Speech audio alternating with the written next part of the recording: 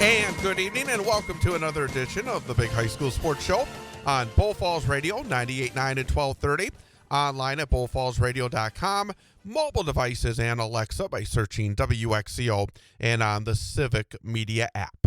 I am Chad Holmes. Jeff Gress will be joining us in just a little bit. He has some work that he has to finish up at his regular job, and he'll be joining us in a little while. But also tonight we have a pair of guests coming up at 6:40 this evening. We'll be talking to Marathon High School boys basketball coach Adam Jacobson. It has been quite a season so far for the Marathon Red Raiders. 25 wins, just one loss, number one ranked team in the final rankings from WisSports.net to end the regular season. They have earned a regional championship, and now they're heading off to the sectionals. And tomorrow night, taking on the Auburndale Eagles in a Division IV sectional semifinal, a game that will be heard starting with the pregame show at 6:35. Right here on Bull Falls Radio, 98.9 and 1230.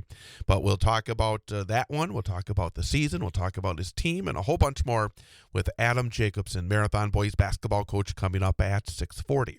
And then coming up just after 7 o'clock, it will be our student-athlete guest for this week from Mosinee High School, senior Landen Thomer. What a season it was for Landen Thomer. Unfortunately, for him and his Mosinee teammates, the season came to an end last Saturday in a Division II regional final when Mosinee lost to Fox Valley Lutheran, but it was still an outstanding campaign for both Mosinee and Landen Thomer.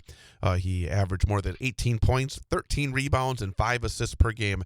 We'll talk to him about the season. We'll talk to him about his future, as he'll be heading off to UW Superior to play college basketball and a whole bunch more. So Landen Thomer coming up just after 7 o'clock. So a couple of great guests. And again, Jeff Gress will be with us coming up in just a little bit here on the Big High School Sports Show on Bull Falls Radio, 98.9 and 1230. Since Jeff is not here right now, I'm going to take this opportunity to talk about what happened in high school hockey last weekend. And, of course, I spent both Thursday and Saturday of last week at the WIAA State Hockey Tournament in Middleton at Bob Suter's Capitol Ice Arena following the Central Wisconsin Storm. We had the Storm in action both in the girls' state semifinals on Thursday and then in the state championship game on Saturday. And in the semifinals, the Storm, the number one seed in the tourney, they were number 4. They took on number 4 seeded Cap City Cougars. And Cap City Cougars were the Cinderella story for this tournament. They were a number 5 seed in their sectional bracket. They won 3 road games, including in the sectional semifinals and the sectional finals in overtime. In fact, they knocked off the number 1 seed Rock County Fury in the sectional semifinals in overtime on the road. And then they beat Metrolinx, the number 2 seed, in double overtime in the sectional final. So they had a record of only 10 wins, 17 losses, and a tie. But they were there at the state tournament taking on the Central Wisconsin Storm. And it was a game that was interesting in a tough way for both, I think, the Storm and for the Cougars. A minute 20 into the game, there was a rather significant injury of a Cougar player. She was down on the ice for quite a while. Finally, they brought paramedics in. They took her out on a stretcher to the hospital. Fortunately, she was okay, but the teams were sent back to the locker room during this time. It was basically about close to a half hour where from the point of the injury until got back on the ice to restart the game. And then right after that, on a power play, the Cougars got the first goal of the game. It was a 1-0 lead. Storm got back to even 1-1 at the end of one, and then the Storm was able to pull away late and win 4-1. But it was not an easy game. It was not a pretty game for the Central Wisconsin Storm. They had to fight through it. And I think, again, that long delay early threw everybody a little off kilter. And it was not, again, a pretty victory, but there are no style points at the state tournament. It's all about earning a W and then finding a way to the next round. In that semifinal win, Tristan Wickland had 2 goals for the Storm. Ava Rohde had a goal. Gabby Heiser, a goal and 2 assists. Maddie DePoit, defenseman senior, one of the captains, had 3 assists in the game as well. So in the end, the Storm was able to pull out a 4-1 win over the Cap City Cougars in the state semifinals. The other state semifinal on the girls' side was a great hockey game. The Bay Area Ice Bears came from behind to edge the St. Croix Valley Fusion on Thursday night by a score of 5-4. The Ice Bears used their depth. They were able to find a way in the third period. In fact, they were down by a couple of goals early in the game. They were able to make it a one-goal game going into the third period. And then in the third period, again, it was the depth that really was the key for the Bay Area Ice Bears, as it's been all season long, as they earned a spot at state. Basically, a lot to do with their depth, and they were able to find a way 5-4. They were the number 3 seed. The St. Croix Valley Fusion was the number 2 seed, basically because St. Croix Valley back Thanksgiving weekend had defeated Bay Area by 1 goal in a game where Bay Area outshot them, but in the end were not able to earn the W. And St. Croix Valley features one of the best players in the state, Kendall Sunby. And basically, in that state semifinal, Kendall Sunby tried to take her team on her shoulders and basically drag them into the state championship game. She had a hat trick, and she was just fantastic. I mean, it was the first goal of the game. And I was talking to someone during the weekend, talking about some of the strides in the girls' hockey game in high school hockey here in Wisconsin. And one of the things that I noticed is that over the years, the shots are getting harder and a lot more behind them and making it more difficult on the goalies. And in the first goal of the game from Kendall Sunby, and in fact, I was there for the Storm game, the first semifinal, and I watched the first period of the second semifinal before I had to hit the road to get back to Wausau and get back to work the next morning. But Sunby on the first goal just ripped it. It was such an impressive goal. And then I'm listening to the broadcast of the game on my way home, and she just kept doing it. She had 2 more goals. She had more opportunities. She was just fantastic for St. Croix Valley. But in the end, the depth really did work. And when you look at the numbers, it was a dominant. In Bay Area, of all the teams, and I'll include the Storm, they were the team that put the most pressure on their opponents in terms of shots on net. Going back to late in the regular season, the Bay Area Ice Bears came to Greenheck and played the Central Wisconsin Storm in the penultimate game of the regular season. That night, they outshot the Storm 44-10. Claire Kalmus was outstanding in net for Central Wisconsin, stopped the first 43 shots, and then finally, late in overtime, Bay Area earned a 1-0 win. In the state semifinals, again, 2 of the best teams in the state. In fact, seeded number 2 was St. Croix Valley. Number 3 was Bay Area. And again, I think sometimes it's interesting. Just a side note before continuing my discussion on the game and the result. Hockey still votes with the coaches in terms of seeding, including the state tournament. I think that coaches take head-to-head very, very seriously. Basically, if there's a doubt, the team that wins a head-to-head, no matter what the circumstances are, get the higher seed. And that's why number 2 seed was St. Croix Valley, and number 3 was Bay Area. Because in this state semifinal, Bay Area outshot St. Croix Valley 33-10. 4 of the 10 shots ended up in the back of the net for St. Croix Valley, but it was not enough as the Bay Area won it by a score of 5-4. So that set up the state championship game on Saturday. Again, hope you are with us here on Bull Falls Radio, 98.9 and 1230, as it was another 1-goal game. The 2 meetings in the regular season between the Central Wisconsin Storm and the Bay Area Ice Bears both went to overtime.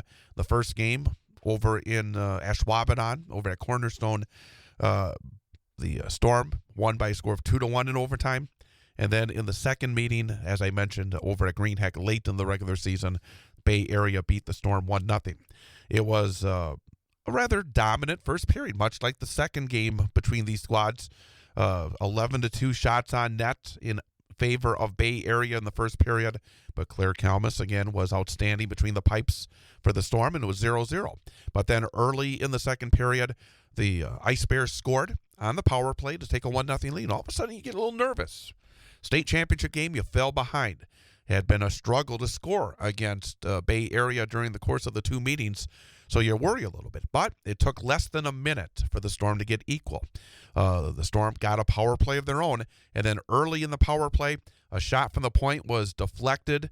Getting a stick on it was Tristan Wickland, put it to the back of the net. Beautiful deflection. I mean, right in front, got the blade of the stick on it, went over the shoulder of the goaltender, just under the crossbar, and that evened things up 1-1 going into the third period. And then it turned into a very interesting third period, to say the least. Early on in the period, the Storm took the lead on a very fortunate play. Ava Whitmore was going into the center ice area, across the red line, even before she got into the Bay Area zone, dumped it in. The puck bounced around, and it bounced past the goaltender, Bartholomew. And it was, again, a very fortunate goal for Central Wisconsin, allowed the Storm to take a 2-1 lead. And then the Storm on the power play got another Tristan Wickland goal to make it 3-1. But then a response by Bay Area made it 3-2, and it would stay that way until late. With 2 minutes even to go in the game, Storm chased down the puck below the goal line, tried to throw it in front, trying to glove it down with one of the defensemen for the Bay Area Ice Bears, could not control it, and then bounced off the back of the leg of the goaltender in. So basically a double bank shot, a very fortunate goal for Central Wisconsin. Storm with 2 minutes to go in the third period at a 4-2 lead, but not giving up was Bay Area. They scored with 1 minute to go to make it 4-3. Then they got a power play with 38 seconds to go. Had pulled their goaltender. It was 6-on-4. They put some pressure on, and then with 5 seconds to go, a real cheap shot. It was a run at the goaltender. Claire Kalmus took a shot to the head. Boy, a really tough shot to the head. In fact, the Storm goaltender suffered a concussion on the plate. Did not know it right at the time, but saw her last night at the Storm banquet, and she was wearing sunglasses. Very unfortunate. Yeah, it was a frustration play, but it was a dangerous play, and you hated to see that.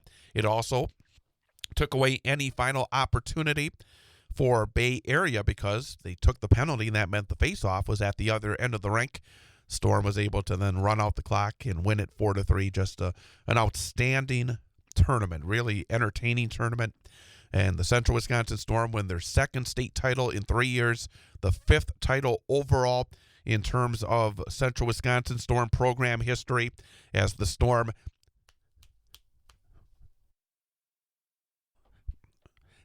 now wins their fifth title. After the game, one of the stars of the tournament, Tristan Wickland, she scored 2 goals in the semifinal, had 2 goals in the championship round as well. And she said it was all on the line, and basically it was she played at the top of her game.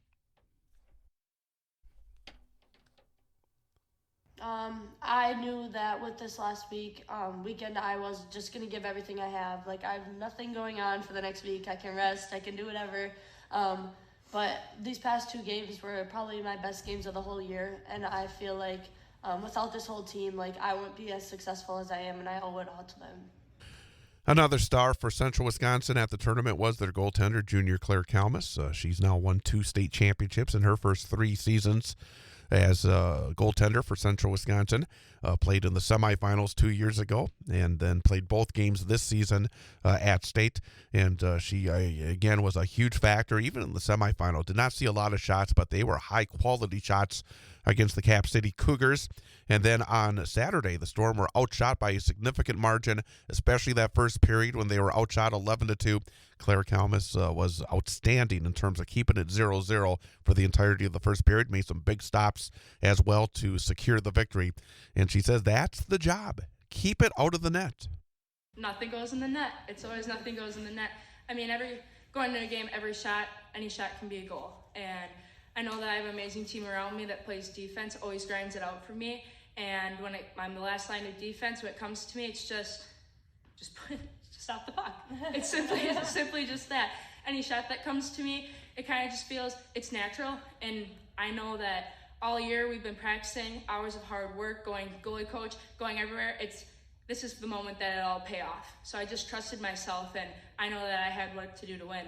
So the Central Wisconsin Storm finishes up their season 22 wins, 4 losses, and a tie, and earns that state championship. Bay Area, very, very good team. That was a very, very impressive win. It was great to see the Storm in the entire playoff run. We had both sectional games, both state games live right here on Bull Falls Radio. If you missed any of the action, you can go to our website, bullfallsradio.com/sports, and be able to relive all the action as well. So congratulations to the Central Wisconsin Storm in earning that state championship this season last weekend. Also, the state boys hockey tournament was held this past weekend. The only team that was from North Central Wisconsin was Tomahawk. Tomahawk made their first appearance at the state tournament since 1991. That is a very long drought, more than 30 years. But Tomahawk, after a very impressive win over Mosinee in the sectional finals, able to advance to state. They were the number 4 seed in Division II, and they opened up the state tournament last Thursday morning against number 1 seed and defending state champion New Richmond. New Richmond from the Big Rivers Conference. They play a lot of top Division I schools in that conference. And again, a very well-tested crew. But Tomahawk came out, took the lead, 1-0, but then just could not slow down New Richmond in that game. New Richmond able to pull away for an 8-4 win. So Tomahawk finished off their terrific season with 18 wins and 9 losses. The other Division II semifinal on Thursday saw St. Mary Springs get past River Falls in a low-scoring affair by a score of 2-1. St. Mary Springs had won the first 2 state championships in Division II when they split from 1 division to 2 divisions. And St. Mary Springs then moved on to take on New Richmond in the championship round on Saturday morning. And St. Mary Springs earned a 6-2 win to earn their 3rd Division II state championship. Very interesting because I had a chance to see Springs over at the Cornerstone during the Notre Dame Academy meltdown tournament between Christmas and New Year's. Wausau West shut them out that day. I mean, it was a real dominant performance for Wausau West. It was not a game where St. Mary Springs played all that well. I had a chance to briefly run into the St. Mary Springs coach after their semifinal game, and I said, yeah, but it looked like a completely different team than the one I saw back in late December. And he said, yeah, they really have come together. We're playing, again, their best hockey, and that's what they did. They able to win that championship game over the number 1 seed, New Richmond. I think a lot of folks thought that New Richmond, again, by playing in the Big Rivers Conference, would be able to earn back-to-back state championships. But in the end, it was St. Mary Springs 6 and New Richmond 2. That was Division II. And then in Division I at the State Boys Hockey Tournament, big upset in the first semifinal on Friday. Number 4 seeded Brookfield. Brookfield came in, again, a big underdog against number 1 seeded Chippewa Falls. And Chippewa Falls looked like they had it in hand. They had a 3-goal lead. They had a 3-goal lead twice, 4-1 and 5-2. But Brookfield East came back, tied it up using the power play. They had a number of power play opportunities, tied it up 5-5, and then were able to earn an overtime victory 6-5. So again, the number 4 beat the number 1 in the first Division I hockey state semifinal on Friday.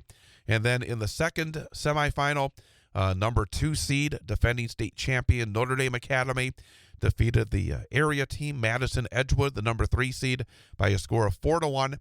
That meant it was Brookfield and Notre Dame Academy, and Notre Dame Academy made it back-to-back state championships, 3 state championships overall, defeating Brookfield by a score of 3-1. So teams that have been traditional powers won all the state championships in hockey last weekend. As I said, the Central Wisconsin Storm now have won 5 state championships over the past 2 decades.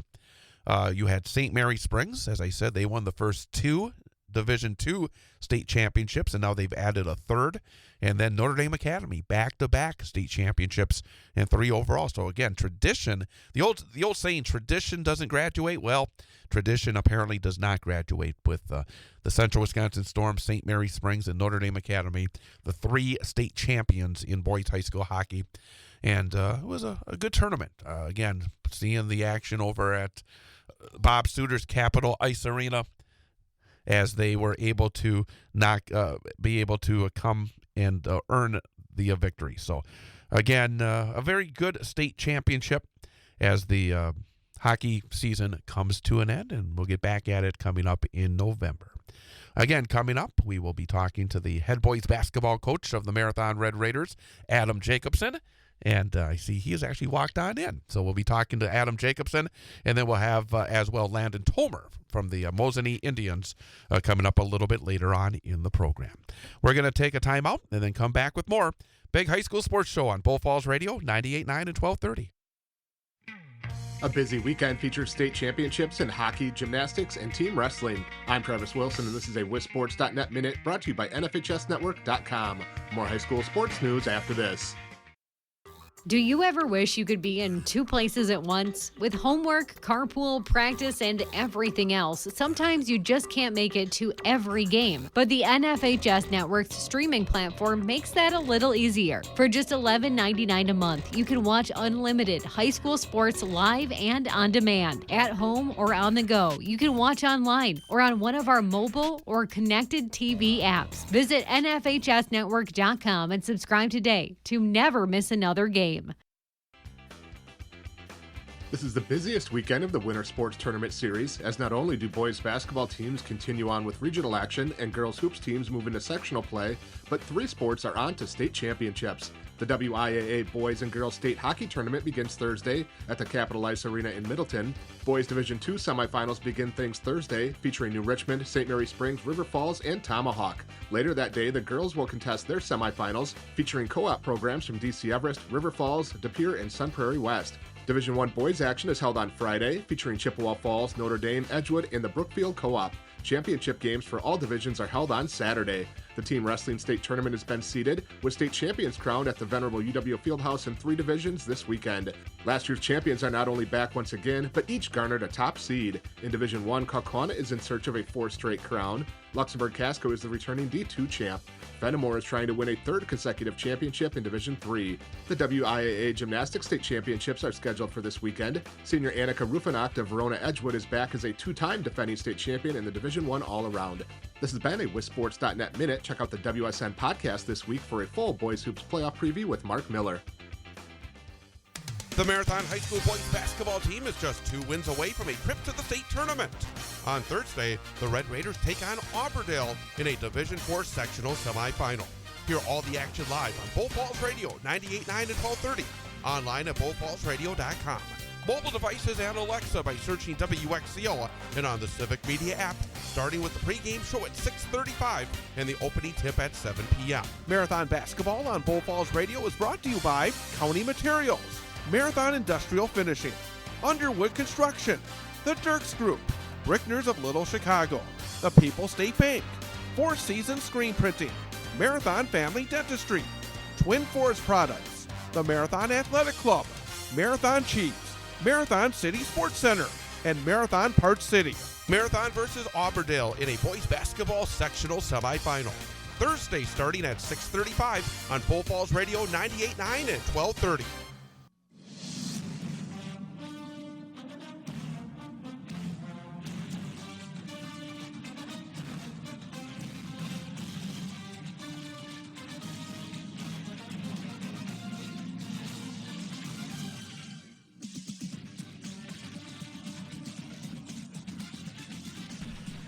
And welcome back.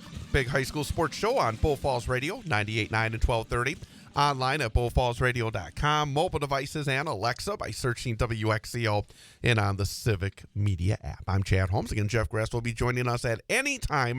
We'll be talking a lot of basketball for the rest of the program. Again, coming up a little bit later on in the program, our student-athlete guest for this week from Mosinee High School, Landen Thomer. Obviously disappointing that they're not playing in the sectionals coming up, but still an outstanding season, and we will talk to Landen Thomer coming up in just a little bit.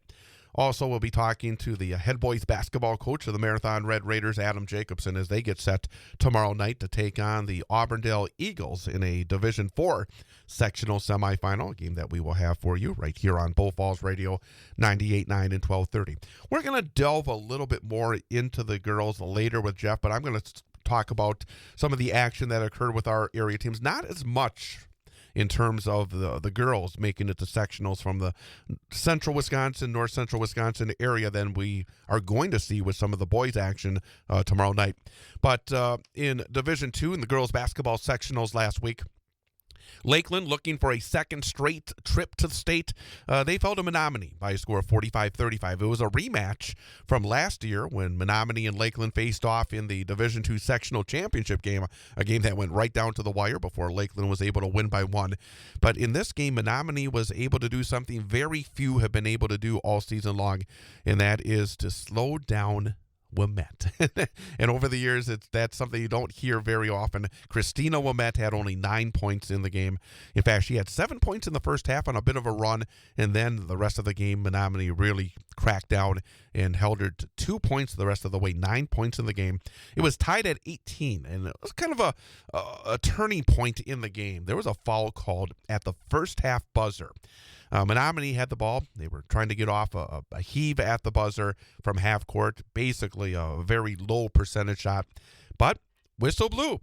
There was a foul called, and that allowed the Mustangs to hit 3 free throws after the buzzer, led 21-18, and then a 9-0 start to the second half pushed the lead to double digits. Lakeland would get it back to single digits, but never able to put any significant pressure on Menominee, so Menominee would then earn a 45-35 win. I mentioned earlier that Coach Melissa Wilmette was not happy to see Notre Dame Academy in their bracket. And Notre Dame Academy showed why people were not happy to see them in the bracket, because they were dominant in the sectionals. In the other sectional semifinal in D2, Notre Dame Academy beat Green Bay Southwest 93-17.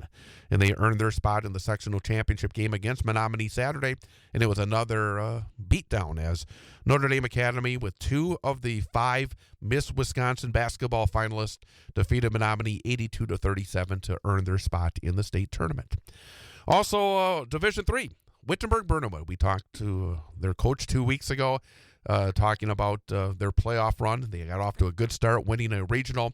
Then in the semifinals last Thursday, the Chargers got past Freedom, 43-41, a tight one, but Whitburn were able to earn the W. Rory Salveson, again, leading the way with 15 points. Melena Granquist had 12 for the Chargers.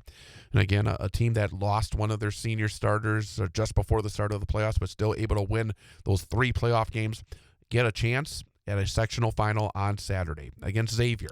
And in the end, Xavier jumped out to a double-digit lead in the first half. Again, never really threatened after that. And Xavier was able to eliminate Wittenberg-Burnhamwood by a score of 55-39. And a really, really good season for Whitburn comes to an end. The Chargers had lost only 2 games all season, both of which came to Bondwell during their conference campaign. And in the end, lose 3, but just come up short of a trip to Green Bay this week. Division IV, the Phillips Loggers. We've been talking about the Merriwood North and improved play in the Merriwood North on the girls' side, with both Phillips and Athens stepping forward and challenging some of those Merriwood South teams. For so many years, it felt as though the Merriwood South always dominating in those battles, which were conference games, those crossovers conference games, both on the boys and girls sides. But in the end, Phillips ran into a buzzsaw, McDonald, who's been so very good in recent years on the girls side, and McDonald able to knock off Phillips 78-46, but still a terrific season for the Phillips Loggers. And then Division 5.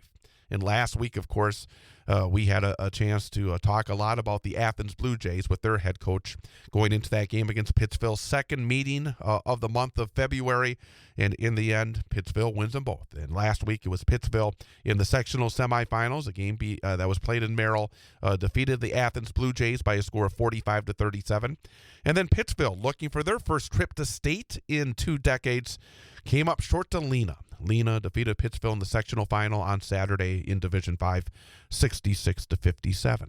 Another team from the Merriwood, this time from the Merriwood South, Assumption, trying to work their way back to the state tournament yet again. They went to Oshkosh last Thursday in the sectional semifinals, and they were able to win in the backyard of Oshkosh Lords, 54-44. to earn a spot in the sectional championship round on Saturday. But in the end, Assumption comes up just short, falling to Albany Monticello by a score of 47-45. So that means starting tomorrow night, state girls basketball tournament at the Resch Center in Green Bay. And kind of disappointing if you're a basketball fan here in central Wisconsin. Obviously, you still want to watch and see some great basketball, but central Wisconsin, through the 5 divisions, not represented. Not represented at all. You got Division 1 semifinals Friday night. Number 1 seed Arrowhead, number 4 seeded Franklin. Then number 3 seeded Neenah takes on number 2 seeded Hartford. And then the championship game on Saturday night. Division 2, number 1 seed is Pewaukee, taking on number 4 seeded West Salem. That will be on Friday afternoon, starting at 1:35. The second semifinal has Wauwatosa East, number 3 seed, taking on Notre Dame Academy. And then the championship game will be played as well on Saturday night. Division 3, Edgewood, 25-3 on the season. Number 1 seed takes on Baldwin Woodville. Xavier, who I just said defeated Wittenberg-Burnhamwood in the sectional final, takes on Kettle Moraine Lutheran in the second semifinal. And then Division 4, number 1 seed is Laconia. They take on the Prairie School, number 4 seed. And then number 3 seeded Cuba City. Boy, decade after decade, you see Cuba City at the state tournament. They take on McDonald Catholic coming up on Thursday night. And then the championship game will be played on Saturday afternoon. And then finally, the tournament will get underway tomorrow. Actually, nope, I'm sorry. The semifinals in D5 will be played on Friday morning. Number 1 seed Argyle Pecatonica taking on number 4 seeded Albany Monticello at 9:05. And the second semifinal will have number 3 seeded Clear Lake taking on number 2 seeded Lena. And that will be coming up on Friday morning. And then the championship game will be the first game of Championship Saturday on Saturday at 11:05 a.m. So again, a lot of girls basketball state tournament action coming up, but unfortunately, no teams from our area part of the tournament this year. We're going to take a quick timeout, and then we're going to come back and talk to the head boys basketball coach of Marathon High School, getting set for hopefully a very big weekend, sectionals, and looking to punch a ticket to the state tournament at the Kohl Center in Madison next week. Talk about the season, talk about his team, I got a few questions as well. I have a question that I haven't asked anybody that I was thinking about last night, and I think I'm going to give it to Coach Adam Jacobson coming up as we continue here on this Wednesday evening. The Big High School Sports Show on Bull Falls Radio, 98.9 and 1230, bullfallsradio.com, mobile devices, and Alexa by searching WXCO, and on the Civic Media app. Hungry for flavor-packed fun? Dive into Red Robin's sizzling burgers, mouth-watering fries, and endless options. Or maybe you're craving the perfect slice. Then it's Donato's Pizza, your passport to pizza perfection. Order now and treat yourself to an unforgettable taste experience. Red Robin and Donato's Pizza, 225548 Rib Mountain Drive in Wausau. Call 715-301-0019 or log on redrobin.com. Red Robin and Donato's Pizza. Now you can organize and create lasting memories by converting your photos and memories into digital photos you can share with family and friends. Picks and Pieces will create your custom photo books and slideshows that are perfect for family gatherings, weddings, or any special events. You'll receive your finished product on an external hard drive or cloud service of your choice for easy viewing and sharing. Contact Melissa at Picks and Pieces Photo Management and Digital Organization at 446-0762. Email mel@picksandpieces.com. The Marathon High School boys basketball team is just 2 wins away from a trip to the state tournament. On Thursday, the Red Raiders take on Auberdale in a Division IV sectional semifinal. Hear all the action live on Bull Falls Radio, 98.9 and 1230, online at bullfallsradio.com.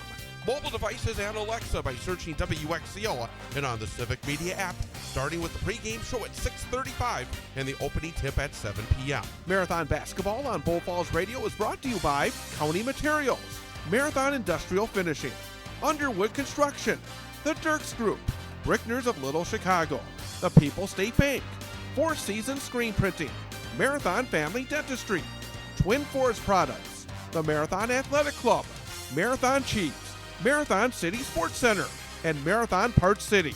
Marathon versus Auburndale in a boys basketball sectional semifinal. Thursday starting at 6:35 on Bull Falls Radio 98.9 at 12:30.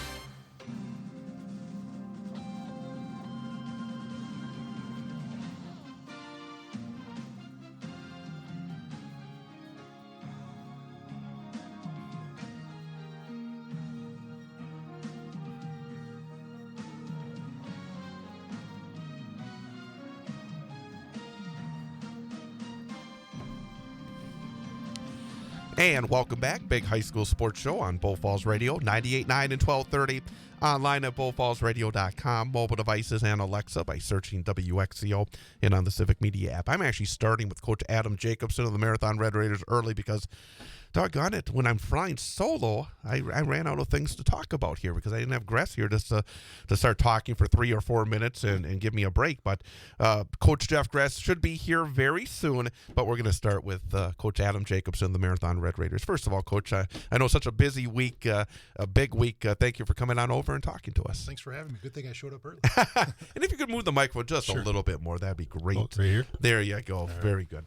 But before we talk about this week, I guess the first question I'm going to ask, do you ever get tired of Stratford and Auburndale? I swear, every year you see one of them, at least one of them 3 times, and so often both of them 3 times. And it's such a good conference, and it's such good rivalries, and they're such good basketball programs. I mean, I tell you, there's no soft touch, and you have to go through these teams every year. Do you ever get tired of them? Well, it's always constant. Yeah, it's kind of you think like it's championship week in a lot of the smaller schools in NCAAs, right? You got to go through your regular season tournament. Now you have to go through a conference tournament. Right. And it recently, it's kind of been that way. With having to beat a team. Potentially a second or third time, but wonderful programs in our area, in our league, and you can just tell. I think Edgar 19 wins, Stratford 20 wins, Auburndale 22 wins. Just tremendous programs, tremendously well coached, and tremendous players. Well, let's go back. Obviously, it's been a long season. It always is. The winter sports season is it's a marathon. You have to teams develop and change. But your team has been incredibly consistent this year. You've played 26 games now, and obviously you've won 25 of them. Went through a gauntlet of the Merriwood Conference, undefeated. And I tend to ask this question when you come in, and a lot of coaches, obviously the expectations were high when you have one of the best players in the state, a senior who's been through it so much, and a kid that's 6'10". Frankly, you just don't have a lot of those kids out there. Those expectations are high, but you also knew you had some really good players around him as well. Coming into the season, I imagine that there was a sense, I don't know if you call it pressure, but there were exceptionally high expectations, weren't there? Yeah, there were. The way the season ended last year, and then you set goals and where you want to be, and then through the summer, we challenge ourselves a lot in the summer. We're fortunate to be able to play in the league here in the Wausau area against Valley schools, which have had tremendous seasons, and you go out and you challenge yourself at area tournaments throughout the state, and we liked what we saw, and we knew we had some potential, and the guys knew that as well. And coming into the year, and it's just, you got to take it. I know it's cliche, but it's a process, right? You say it's a marathon. And, consistency is a big word we talk about in our program in a lot of different realms, but certainly every time we want to step on the floor, we want to be consistent. And I would say hopefully those who have watched us over the course of the season, I think we've certainly gotten better. I think we even got better this week, and I was preaching to the guys, the last 3 days of practice. But consistency certainly stands out. I was talking to my wife a little bit this morning. I think I'd like to think you can count maybe on one hand the amount of halves or something like that where we've kind of not been solid. You saw us a little bit at Wittenberg-Burnwood. That would probably be one of them. Colby there in the second half. I thought there's been areas where we've had some down dips, but there's been few and far between, and we're continually climbing the ladder and getting better. And that's a credit to the kids that they're hungry and they want to keep getting better and they want to challenge themselves and they want more. And hopefully this week we can want more and hopefully earn more. The process is an important word because no matter whether it's an NFL team that loses in the playoffs or a college team that loses in the Sweet 16, you don't get to start there. Right. Like last year, you we're at this point, and obviously it was a disappointing end to the season. But the thing is, you can't start there. You have to start all over again. You have to go right back to the beginning. You have to go through the summer. You have to go through the early practices, and then go through the early part of the season, the conference. I mean, there are no shortcuts. And I think with a team that has the expectations, you're almost saying, well, we got to get to this point, but you can't take a shortcut, can you? You can't. And I was actually thinking about that today, and this group hasn't taken the shortcuts. They've enjoyed the steps along the way, the June, the July, and then as you get into the season, and that's really what we've preached. That's what it's all about. Sometimes, the destination is the journey, right? That you have to enjoy that. Yeah, we're happy to earn it here, and yeah, we want more, but I think I've told you this before along the way, regardless of where it ends. We know where we want it to end, but regardless of where it ends, we want to look back, wow, we gave everything we had to become the best we're capable of becoming. And that's success. And I think the kids have, and that's why you want all the successes for them, because they've done that. They haven't taken shortcuts. They've enjoyed the journey. They're enjoying it with who they're with. And I think that's very, very important. And I think that gives you the best opportunity to be the best you're capable of becoming. Have there been any surprises this year? Because when you have some kids back who have done some very successful things, we're going to talk about all these kids. But have there been any surprises within your roster this year? Yeah, I think because Grant was hurt early, with a couple ankle injuries, and then we've had some illness and things like that. I was very surprised and pleased with how we've developed depth. True was out for a little while, and we've had guys have to start for us and play expanded roles and things like that. We've had 6 different guys lead us in scoring. Our balance. I'm really happy, and hopefully it shows here in sectional week with our mental and physical toughness, and hopefully that shows itself here tomorrow in a wonderful environment. The cohesiveness and the collective resolve of our group together has really been, how we can respond when we're hit in the mouth. I mean, those are all things that you question to yourself. You don't know. But we've been in challenging environments throughout, going down to Concordia and in the Merriwood South and going to Mosinee and put in many, many different situations that we've responded to. And you don't know. Those are all questions as you go into a season. How's the team going to develop? How are they going to play together? And, to this point, I'm very, very proud of who they've become. And, hopefully we still have some time left together. Let's talk about a few of the guys. Let's start with Grant Warren, because, again, it's hard for him to hide because he's 6 feet 10 inches tall, and he's been there for a number of years now. You said it. I mean, it's the start of the season. It took a little while to get healthy, but, I mean, lately it looks like, and again, I saw him Saturday against Stratford, and again, he was a handful for the Tigers. Had that big monster game the last time against Auburndale.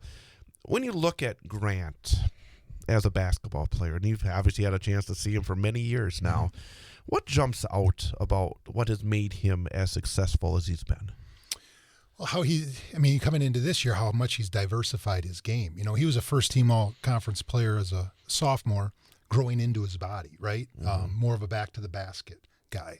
And then last year, kind of evolved a little bit. Maybe he'll step a little bit away, but now this year he's gotten stronger, and he loves to play face up. He can play off of the bounce, and then his ability to defend and rebound and run the floor. His game has just expanded so much from freshman year to sophomore year to junior year to senior year, and his production is off the charts. He just maybe in some games hasn't played as many minutes this year as he had to last year, but his production, his high level play is just tremendous at the high school level. And that's what's so exciting about, where he may go from here is he's got 5 more years yet to develop. Who's he going to be as a 21, 22, 23-year-old man is really exciting for him, both on the court and off the court, because he's a tremendously high-achieving student as well, a wonderful young man. He's been a wonderful leader for us. Been a great teammate, and he's hungry, he's humble, and he wants to ride this thing out as long as he can. And he's got such a nice touch for a big guy. When we had him on earlier, I told him that it's like when you see him at the free throw line, you're so used to seeing guys like him where it feels like it's so hard to hit a free throw. Sure. He makes it look so easy. I mean, he's got such a nice little touch, and he makes it look easy, and obviously he's got the capability to step outside as well. As you said, that diversification, and that just has got to be a nightmare for teams trying to slow you down. Yeah, because he's not only long, but he is athletic, and he's got a tremendous touch, as you said, and he's got a really high skill for the game. And, that's just he works hard at. Baseball, he works hard at it. Basketball, he works hard at it. In the weight room, he just really, really wants to be good in everything he does, and that's a testament to his work ethic. It doesn't just happen. Again, we're talking to Adam Jacobson, head boys basketball coach at Marathon High School here on Bow Falls Radio, 98.9 and 1230. Put a couple of kids together that were sitting together here back a number of months ago in Cooper Huxama and Tyler Underwood. And part of the marathon success story, I think, is the fact you got these multi-sports guys. And you throw Grant in there as well. But Cooper and Tyler, they've been in so many big moments, whether it's the fall, the winter, or the spring. Kids like that who have been through the wars, I imagine as a coach, boy, when there are tough situations, those are the kind of kids you can really lean on. Absolutely. Multi-sport athletes. You look at Tyler, he's been first team all-conference in 3 sports, and Cooper right there behind him in high achieving. They played in a sectional final baseball game last year. We were in sectionals last year for basketball. They've won the Marywood South 3 straight years in hoops. They've been in a lot of environments over the last 3-4 years, and experience does matter, and the only way you can gain experience is to go through it. And having that much experience, playing that much in varsity athletics, they can lead us, and they know how to work hard, and that's like even this week, Monday, Tuesday, and Wednesday, they weren't happy to be here. They're here with a purpose, and that was very evident in our practices. And hopefully we go out and we play like we practice, play like we've prepared, because they've earned it. And I know those two are going to be ready for Auburndale. That football game probably still sticks in their craw, not to mention, of course, the last year.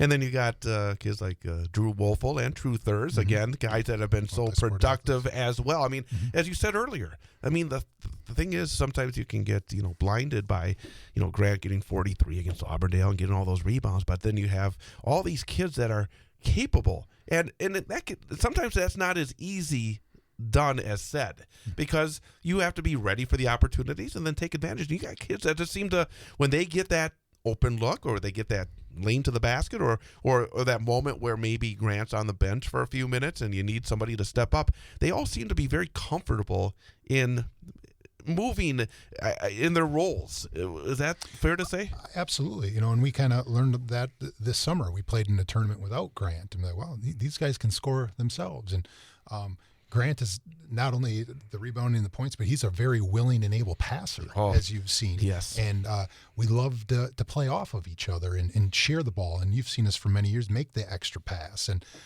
we have a lot of balance in that regard, a lot more balance, throughout. And you even have Andy Glennon coming off the bench. He's led us in scoring as well. So, and, now you talk Drew and True, as much varsity athletics as they've played, they're junior. They may be sophomores by year, but they're juniors in experience for us. You mentioned the passing, and boy, that's a great point, because even last Saturday, there were a couple of times where your guys are on the same wavelength. That's part of the passing. It's part of knowing exactly where your teammate's going to be. It's reading the plays correctly, and then the timing being so good. I mean, as a coach, you probably can't help but have a little smile when you see those plays, because that is team basketball at its best. It's great. Yeah, read and react, space the floor, play with some pace, share it. It's exciting stuff to play at a high level. And I thought Saturday we played at a very, very high level, and hopefully for 36 minutes tomorrow night we can play at a very high level as well. I was talking to you before during the break about, again, part of the job where you have to learn your guys, and there's a lot of kids within a program. It's probably similar to being in the classroom for a teacher. You have to learn, you start the year off with your chart, and you have all these names on it. And as a coach, you have new kids that come into the program all the time. You have to know as they're coming through the youth system. Can you talk a little bit about that part of the job? Because I think a lot of people don't really understand it, because you have to understand their strengths, obviously, as a basketball player, because you have to say, okay, here's our varsity, here's our JV, and everything else. But also you have to know them as human beings, as young men, boys, and what buttons to push and what's happening in their lives.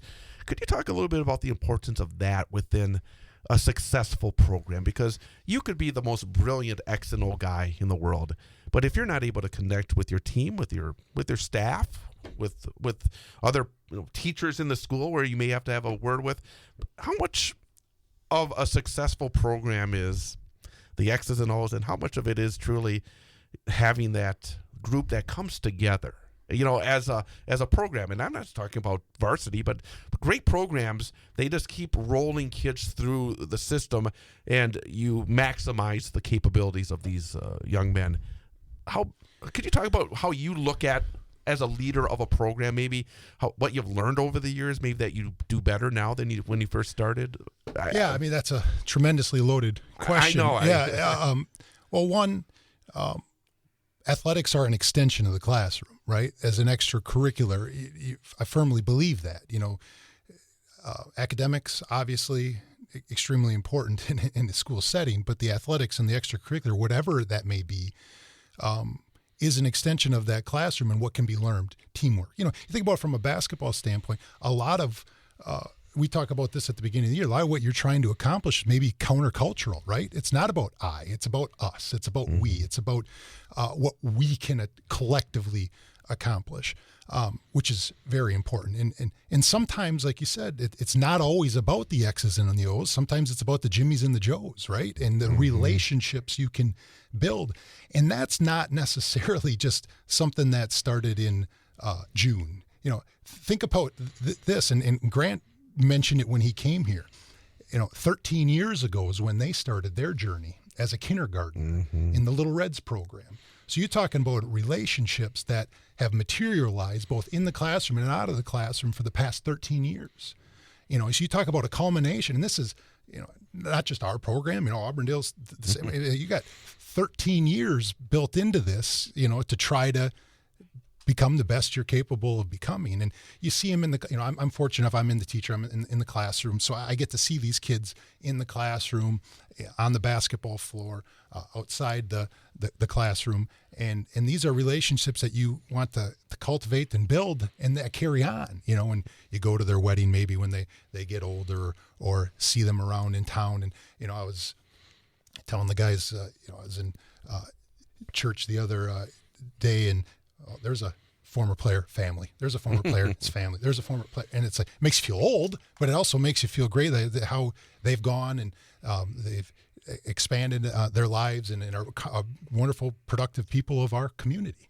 And those are things that are built not only in the classroom, but on the court and learning and working with those people. It's very rewarding, and it's exciting.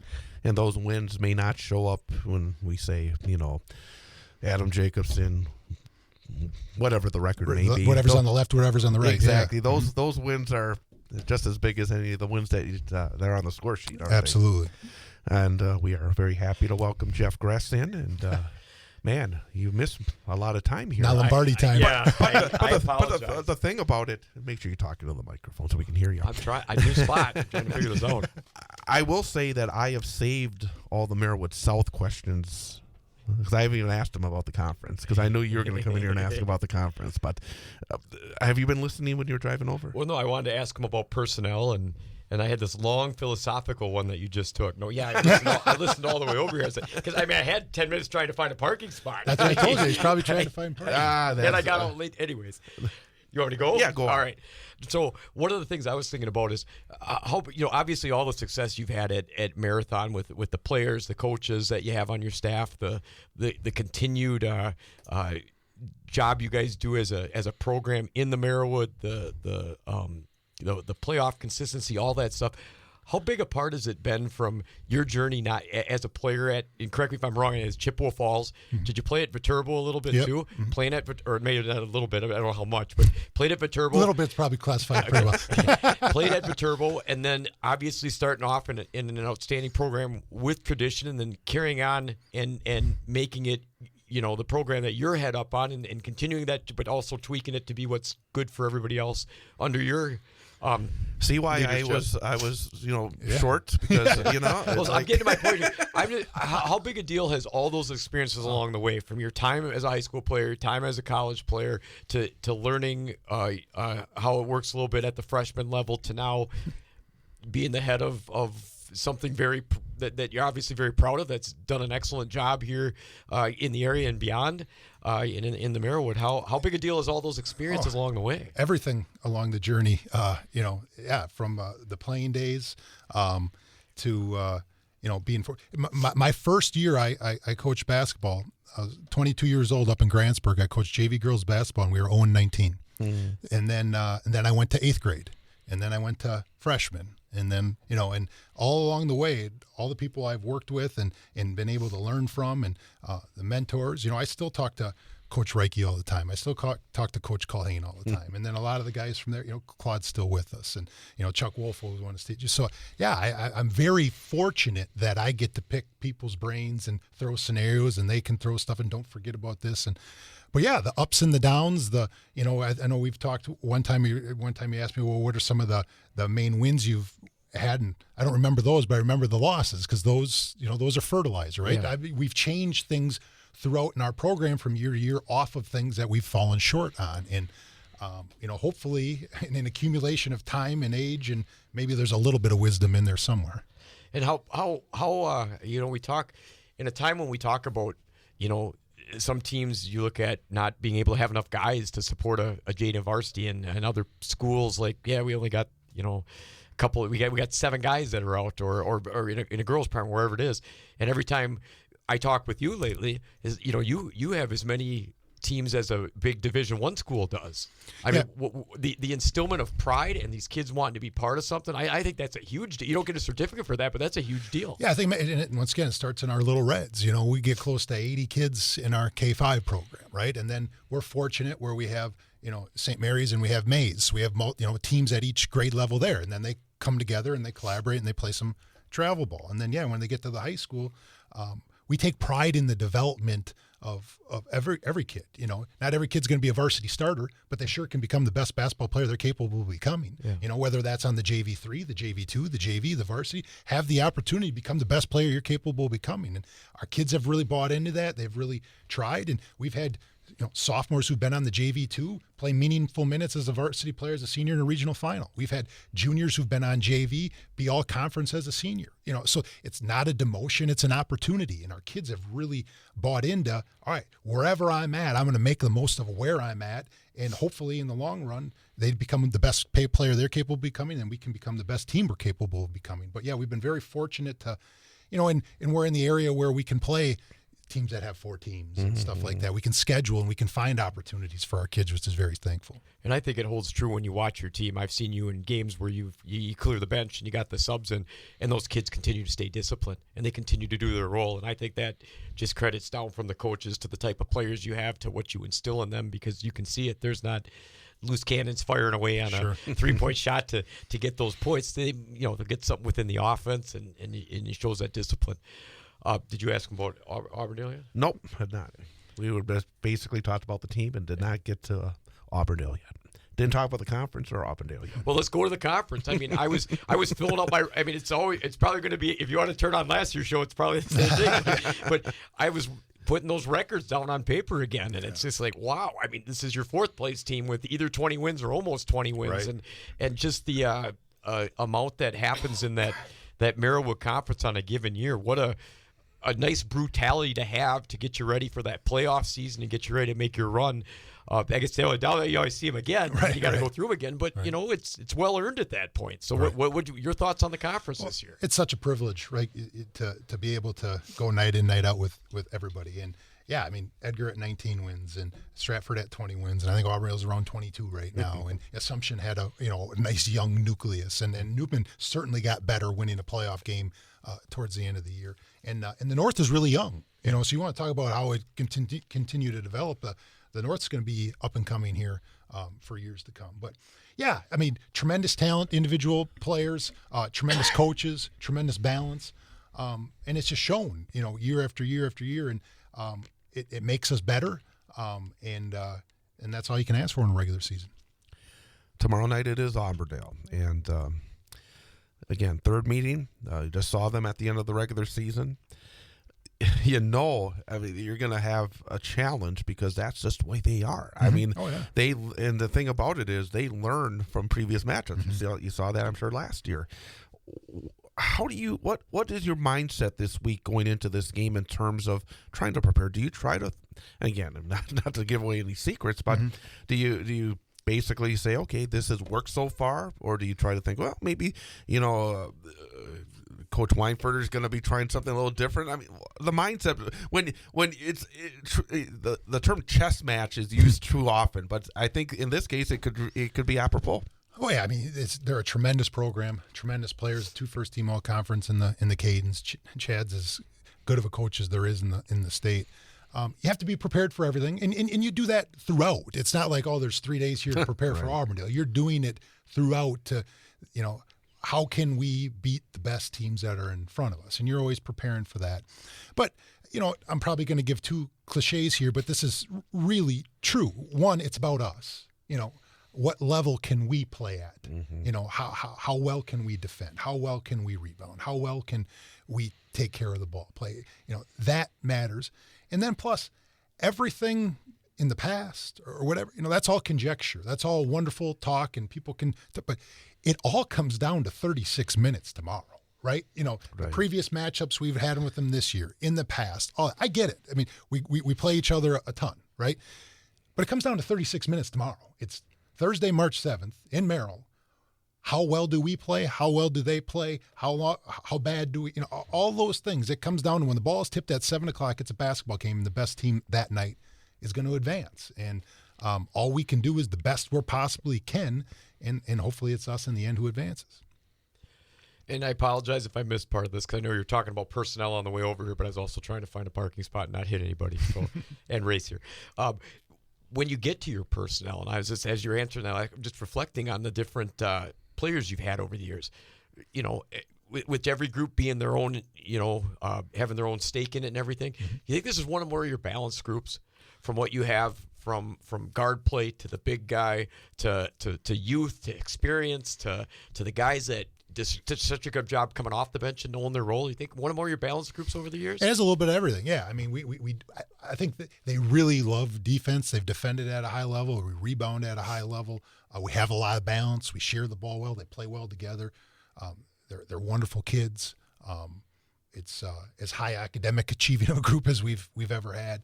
But yeah, that's a wonderful question. I guess I'm not into comparison and don't really know, but in their own right, they're a tremendously high achieving team in many ways, and I'm really, really proud of them. However it shakes out, and they know that. They know how I feel about them, and it's just, and that's a big part of it too. Is we want to do everything we can to keep this thing going because we don't want it to end. Yeah. What do you like best about your team? I mean, you there's a ton of great things that we can talk about, but just your feelings as their coach. What's the this is really awesome about us. They're great kids. I mean, and I'm not just saying that as a cliche either. They're wonderful young men, high academics. They happen to be very, very talented basketball players collectively. They enjoy each other. They enjoy coming to practice today and any day and getting better. I mean, they are an absolute joy and privilege to be around, which makes you want them to have every possible success possible. And and I in their group that they came in as kindergartners my first year. There's special in that, right? Like, this is the first group I've had year 1 through 13 we've been together, and it's really cool, and we've developed some strong relationships. Isn't that? And I know in talking to coaches over the years, a team could be 4-18, but if they come in and they work as hard as they can, and they're good guys or good girls, good kids, it's still wonderful. Right. And then you combine that with the success, it's just got to be. But again, I've seen with successful programs, but if they aren't buying in, where it's always hard, that takes away. I think a lot of people don't realize it's not about, again, winning is wonderful, isn't it? But boy, just walking into that gym and seeing people that you like being around, I imagine that is. You're exactly. It could go both ways, right? You could be 4-18 and be the most enjoyable year you've ever had. You could be 18-4. It could be miserable, right? I mean, and but this group has just been a joy, and I think that's really shown in our community support. You know, I mean, these people want to watch and support them. Our gym is packed, and I know it's going to be packed tomorrow night. They just really, and we talk about that at the beginning of the year. Be people want to cheer for, and I really think this group is, and hopefully we can make the community proud. You're right. People care, because today I got a call from somebody saying, my great uncle, the big marathon fan, wants to know if the game's on the radio tomorrow. I mean, you love hearing that. There's another call saying, is the game on the radio tomorrow? You know, that's great. And that is great. I mean, it shows, again, the passion that the folks in Marathon have for your team. Jeff, anything else you want to add for the coach before we wrap it up? Just last question for tomorrow. I know you mentioned it was about 36 minutes for you guys to win or lose, I guess, feel good at the end of the night about what we tried to go out, set out and do, what we accomplished, hopefully with the W. Do you, what's something like, this is what you're going to see for our team, and it's going to be a good game, and from knowing my team so well, this is something we want to try to avoid a little bit tomorrow night. Yeah, I mean, obviously we have to defend the three-point shot at a high level. We have to hold them to one shot. We want to see the ball move. We want to get it side to side, get it reversed. We want to play with space. We want to share the ball. We want to be consistent. We want to seize the moment, embrace it, and have fun, enjoy it. We talked about this on Saturday. I always write an old Jack Bennett acronym on there. It's give it your best and live with it, right? I mean, we put that on the board, but I mean, you also have to understand that all you can do is give it your best. I mean, sometimes it's tough to live with it. I mean, there's times you do give it your best and you fall up short, but give it your best tomorrow night and live with it. Surrender to the outcome. Enjoy the opportunity. I mean, there's no pressure in it. It's a reward. Yeah. You get to go to a packed gym tomorrow night with people cheering you on. Enjoy that. Have fun. Don't worry about how it's going to end. Embrace and live in the moment, and hopefully we can win the moment tomorrow night. Head coach Adam Jacobson of the Marathon Red Raiders. Look forward to seeing you and your team tomorrow night. Best of luck against the Eagles. And again, really appreciate you coming on by here tonight. Thanks for having me. Appreciate it. Thanks for the coverage. Absolutely. Head coach Adam Jacobson of the Marathon Red Raiders. We're going to take a timeout, then come back with our student-athlete guest for this week from Mosinee High School, Landen Thomer. He's coming up here on Bull Falls Radio, 98.9 and 1230. What's your idea of winter fun? If it's hitting the trails after a fresh snowfall and you're thinking new snowmobile, it's time to call CCU. That's Clover Belt Credit Union, the leader in financing fun. If you're thinking new four-wheel drive vehicle to get you to the downhill slopes or the cross-country trails, it's time to call CCU. That's Clover Belt Credit Union, the leader in financing fun. Quick, easy loan applications, friendly lenders, and great rates make CCU the lending leader in financing fun. If your idea of winter fun isn't in the snow, maybe hitting the highway in a new motorhome is the way to go. Just give CCU a call. Financing for motorhomes and winter getaways. When you think fun, think Clover Belt Credit Union. What are you waiting for? Life's too short and winter's too long. Call CCU for your great rate financing. Dial 715-842-5693 or apply online or from your smartphone. That's Clover Belt Credit Union. Local lenders lending local money, keeping our community strong. The Marathon High School boys basketball team is just 2 wins away from a trip to the state tournament. On Thursday, the Red Raiders take on Auberdale in a Division IV sectional semifinal. Hear all the action live on Bull Falls Radio, 98.9 and 1230. Online at bullfallsradio.com. Mobile devices and Alexa by searching WXCO and on the Civic Media app, starting with the pregame show at 6:35 and the opening tip at 7 p.m. Marathon basketball on Bull Falls Radio is brought to you by County Materials, Marathon Industrial Finishing, Underwood Construction, The Dirks Group, Brickners of Little Chicago, The People State Bank, Four Seasons Screen Printing, Marathon Family Dentistry, Twin Forest Products, the Marathon Athletic Club, Marathon Chiefs, Marathon City Sports Center, and Marathon Park City. Marathon versus Auberdale in a boys basketball sectional semifinal. Thursday starting at 6:35 on Bull Falls Radio 98.9 at 12:30. WXCO 1230 AM, W255DN Wausau, streaming at bullfallsradio.com.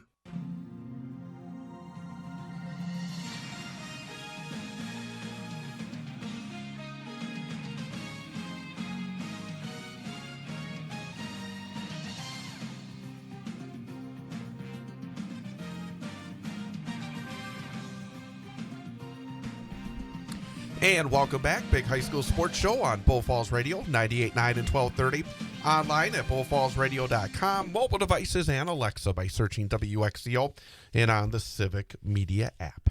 Thanks again to Marathon head boys basketball coach Adam Jacobson for joining us as we talked about Marathon 25-1 on the season. The one loss was handed to Marathon by Mosinee, and our student-athlete guest for this week from Mosinee High School is Landen Thomer. And Landen, first of all, thank you for coming on over. Yeah, it was 2 days ago, 3 days ago maybe, I got the text, and I was like, it was something I wanted to do. It was experience I wanted to feel what it was like to be on the radio. Well, that's terrific, because I know it's not easy, because like I tell Jeff all the time, it's always better when someone's coming after a win rather than a loss, and especially the loss that ends your season. So I appreciate that. Let's talk generally about the season for Mosinee, because there was a lot of high points in your conference and overall during your season. What was the feeling going into the season for your guys? Because obviously Mosinee has started to really build and really been getting better and better over the last number of years. What were the expectations when the season started? Oh, we all definitely had high expectations. It's a special feeling coming into this year because of the amount of seniors that we have. We've all really been playing since middle school years and on. And then sophomore year, adding Keegan was huge. He was a great point guard for us. We really thought this playoff run would be huge for the seniors, all the experience that we have. It was really exciting for us. Mm. When you talk about all those guys that you've been around so long, I guess looking back on it, how what are you going to miss most about, hanging out with those guys, being friends with them, stuff like that? Definitely just the group that it was. They were all great guys to hang around, and they were all great players to play with. So it was a special group to me, and I'll miss that the most. One of the things that jumped out right from the start this season with you is how you just filled up the score sheet. I mean, you really did. This season ended up averaging somewhere around 18 points, I think 13 rebounds, 5 assists per game. What was it this year that allowed you to maybe even, take that additional jump this year? What was better about your game this year than maybe it was even just a year ago? Oh, this summer, definitely. I improved my game with AAU, playing the top competition around here. Definitely made me learn some new moves and figure out what I needed to do to be able to play at that level with those guys. And then having Davin Stoffel last year as a senior leave, I knew how to pick up my role in that. And it was really just the experience that I had, and I knew I could do what I did this year with scoring and rebounding. Assists, I was always a pass-first kind of player. I'm unselfish. When I got in the paint, I knew I had Aiden and Garrett, who are great shooters, so whenever they were on the perimeter, I always kicked it out for three. Let me ask you about the AAU aspect, because I think a lot of folks who may come out and see one of our area high schools in action, they see the players performing for their high schools, don't realize the off season and the action and the the competition that you face. How would you describe AAU basketball? Because I think sometimes from the outside it feels like, well, it's about more individual than team. Is that fair? Is that unfair? Is it about just improving your game? Is there a team aspect? Because it's obviously different than performing for your high school. Could you talk about what AAU is to you in terms of what you're looking to accomplish during those seasons?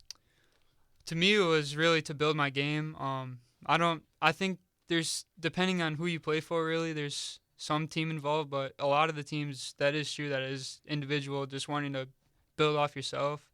With my team, we were really put together, and no one really wanted to play for themselves, so it was different than a lot. In the competition that you play, really, no matter what or where you go or where you play, there's always going to be good players, so it's easier to build your game and improve on every skill. And jumping back to your the conference season, you guys, conference championship again, 20-plus wins, 10 wins in the conference, so again, another outstanding season. For yourselves in your group of seniors a little bit, what have you guys kind of think you've instilled as you maybe left as a little bit of a legacy there at Mosinee High School? Because you've been part of a lot of success in these conference championships, winning last year. I think went to the sectionals, right? So all that stuff. So what do you think this group has left as maybe a little bit of tradition and legacy behind due to all the success you guys have had? Well, that's one big thing for us. Actually, a phrase that we always use is we wanted to leave a legacy for the little kids coming up. It's definitely been huge to be a part of all the wins that we've had since my sophomore year. We've really regional champs once, conference champs all 3 years. It was huge. So leaving a legacy is a big part of what we wanted to do. I think all the kids coming up, watching us play and winning the last 3 years, they know that's what we do. Like, we're a winning program, and I think that's what they want to be a part of. In your game, going back to your improvement, what do you think is the best aspect? Because when you look at it, it's hard to kind of tell because you put up the points, you put up the rebounds. As you said, you've been able to dish it off. As you look at your game, what is the best part of your game right now? And as you look forward to going to the next level, what is the area that you're saying, okay, I still have to take some significant strides in order to compete at the level that I want to when you get to Superior? I think playmaking is a huge one for me. I'm never a shoot first. I always like finding my teammates and making plays. One place I still think I struggle in is defense a little bit, being quicker. I know that's going to have to be an improvement when I go to college because they're all quick and good players. But definitely playmaking. I love making plays for my teammates. And so I didn't get a chance to ask you off here. UW Superior is the college where you've committed and you're going to, right? Yeah. Just so I don't say it wrong. Yeah. Well, that's why I said Superior. Yeah, I know. I'm just double checking. I thought I was wrong? No. You thought I was going to say Superior when he's going to Eau Claire? I didn't think you were wrong. Okay. I'm just double checking all to right, make sure. All right. Very good. Never know. What if there's another college here? I know. So I'm checking. I know. Did you what drew you to that? But what did you like about it? And as another follow up, do you pay attention this season a little bit more to a lot of the teams in that conference to see what's going on with Point, Eau Claire, or do you just wait till you get there? Well, I went on a visit earlier this summer, and it felt like the best to me. I met some of the players, and they're a great group of guys. I like how their team is really close. They do a lot of bonding and stay close with each other, and they're a winning program. This year they were 1 win away from a berth in the NCAA tournament, so that was huge. The coach, I had great connections with the coach over the summer. He's a great guy, and he believed in me first. I mean, he was the first guy to reach out to me and offer me, so that was huge. And then do you watch the other teams? Like, now that you're committed there and you kind of, you want to do your research a little bit or see what other schools have, do you dive into that or too much other stuff going on? I haven't really yet. I definitely will. I've looked into North Central or Bethany Lutheran, the top teams. I looked a little bit into to see, and they're all always good programs, and they always have good players. So it'll be a cool experience to play with Superior. We're talking to Landen Thomer, our student-athlete guest this week from Mosinee High School, here on the Big High School Sports Show. We're going to get back to the basketball, but we're going to step away. And as you go to college, do you have any idea, maybe an area that you're kind of interested in studying, or is it pretty open at this point? I've looked into marketing, so business major. It's just something that really a lot of my family has done. My grandpa's a business owner, so I guess I've learned some stuff from that. Always have these kids that have the big numbers. They want to stay with the numbers. Yeah, keep track of all the numbers on the court, and you can keep track of all the numbers in business as well. When you want to get away from it? Obviously, you work very hard with your basketball, and as you said, even with the AAU and the high school and everything else, trying to get to the level that has allowed you now to be able to continue your basketball career at the next level. What do you like to do to get away from it all? Maybe to relax a little bit, to recharge the batteries. I love being outside. This summer I was at the campground probably like 4 out of the 7 days of the week, a lot. So that's what I do to get away from basketball. But other than that, I love being in the gym. So there's really no time that I take off of playing. Do you have a favorite class? And jumping back to what you're currently in, based on what maybe your major is, or one that gears you towards that right now, or is it? Or just a class that you love? Yeah. Well, math has always been my favorite, so I was looking to go with something that has to do with that. So I felt like business, marketing, or anything or in that area would be a good fit for me. What was your favorite basketball memory of Mosinee? Definitely last year, regional champs, just because it was the group that we won it with, and not many people went into that game thinking we were going to beat Shawano. So it was a great feeling after we won. When you look at the teams that you played over the years, obviously you have your great Northern Conference opponents. You've had some really good non-conference opponents as well. That's one thing that Coach Lindsay even talked about. You really challenge yourself in the non-conference.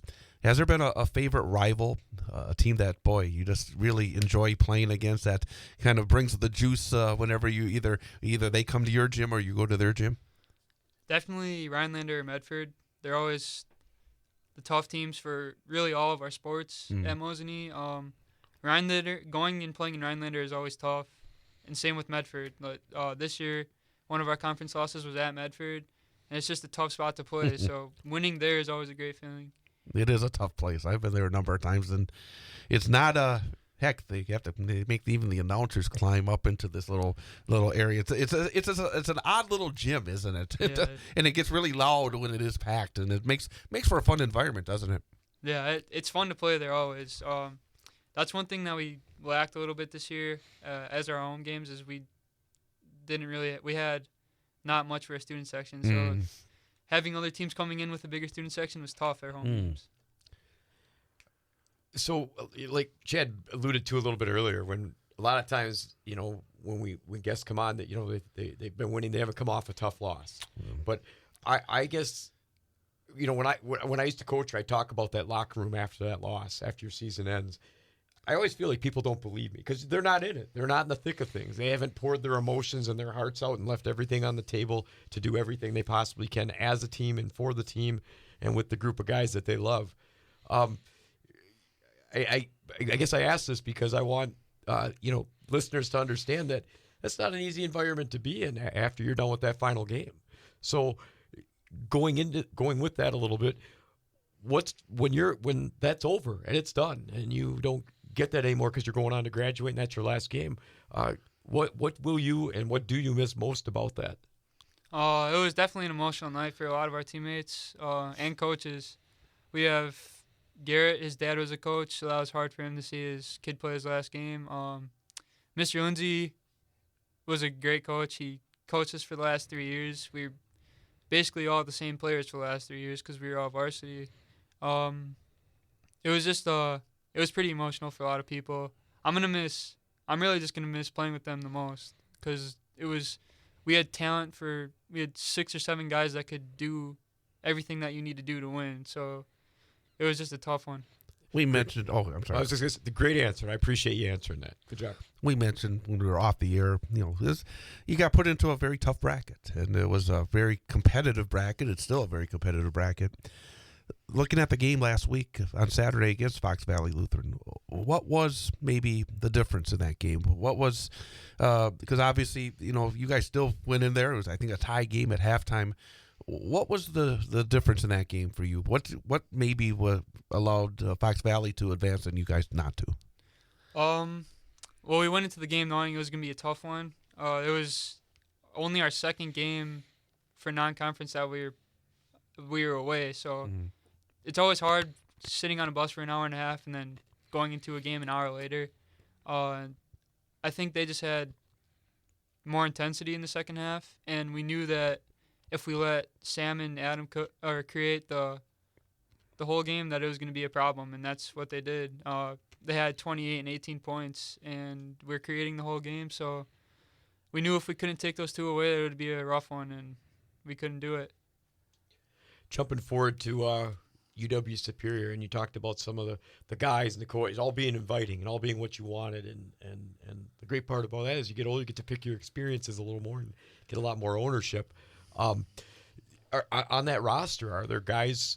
Are most of the guys up from that part of the state or over more out of Minnesota, or are there guys from around this area on that team? I just don't know the roster. I guess I'm asking if anybody from the area on that team. Right now, a lot are from Minnesota, but incoming freshmen, we have 2 from Wisconsin, actually, that were on my AAU team, too. So that's going to be a fun time. Hayden Quimby and Nathan Dupree from Kakana and Xavier committed there. But I saw Kakana last week. They're very, very good. And obviously you guys played them earlier this year, too. Yeah, they're a good team. They're still alive right now. I'm looking forward to the game tomorrow. Hopefully they can move on. And you mentioned off air, and correct me if I'm wrong, that because of the commitment, you can't play AAU in the spring, right? Yeah. So then, do you have plans in your head of how you're gonna? Because you talked about what you want to build in your game for the next level, and what do you think you're gonna go about doing to try to get? Because you can't, you're not gonna get that game-like atmosphere from the AAU tournaments you have, where you get to progressing your game against other talented players at practice and through those games. Any plans in mind that you've been spinning the wheels on to try to find that competitive fit for springtime? I think really the big thing right now is just going back and watching film and seeing the areas that I struggled on, and then going into the gym and training on improving those areas.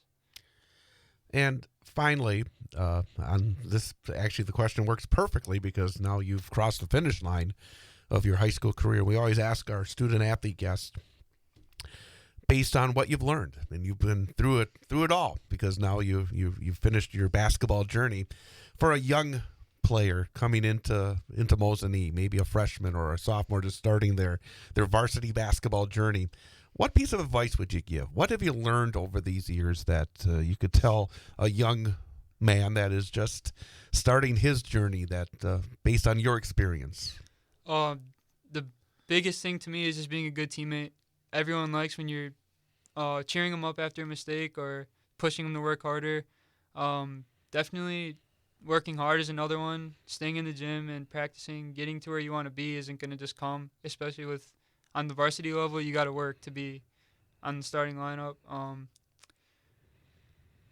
I would just say going into every day, being the best teammate you can be is a big help, and supporting the team is a big help. Anything else, Jeff? No, just congratulations both individually and as a team on the success over your career, the success just this season, all that stuff. It's been fun to watch, and it's neat to hear about all the experiences you share and the way you painted the picture for what Mosinee basketball was to you. So appreciate that. And best of luck as a Yellow Jacket. Thank you. Landen Thomer, Mosinee High School senior, heading to UW Superior to continue his basketball and academic careers starting next fall. We're going to take a quick time out and then come back. Big High School Sports Show, Bull Falls Radio, 98.9 and 1230. If you're looking for your next ride, check out Mankey GMC in Schofield. Formerly Fred Miller Automotive, Mankey GMC serves Schofield, Wausau, Marshfield, and Stevens Point with a huge selection of new and pre-owned vehicles. Explore a range of top-notch SUVs like Acadia, Terrain, and Yukon, or choose from the rugged Sierra truck lineup, or even a certified pre-owned vehicle. No matter your dream vehicle awaits at Mankey GMC, 448 Grand Avenue in Schofield, and online at MankeyAuto.com. Mankey GMC in Schofield, where your journey begins. For more than 60 years, Sun Printing has been Central Wisconsin's commercial printer of choice due to their commitment to quality, creative solutions, and dedicated service. Sun Printing's team offers you a wide spectrum of services, whether you need vehicle graphics, offset, digital, large format, graphic design, or mailing. They print everything under the sun. No project is too big or too small, so give Sun Printing a call at 845-4911 or visit them online at sunprinting.com. Winter sports are here. Align your young athletes and yourself with health by scheduling an appointment with Dr. Sarah at Shine Chiropractic in Rib Mountain. Stay in the game with our comprehensive 3-point neurological exam, safe for the entire family. Don't let the daily grind keep you and your student athletes on the sidelines this year. Call Dr. Sarah at 715-298-5104. That's 715-298-5104 in Rib Mountain today. A game without a crowd is just a scrimmage. A performance without an audience is just a rehearsal. Without your presence, high school sports and the performing arts aren't possible. Ensure that these essential extracurricular activities continue to enrich the lives of students in Wisconsin. Purchase a ticket to your local high school's game or performance. This message presented by the WIAA and the Wisconsin Athletic Directors Association.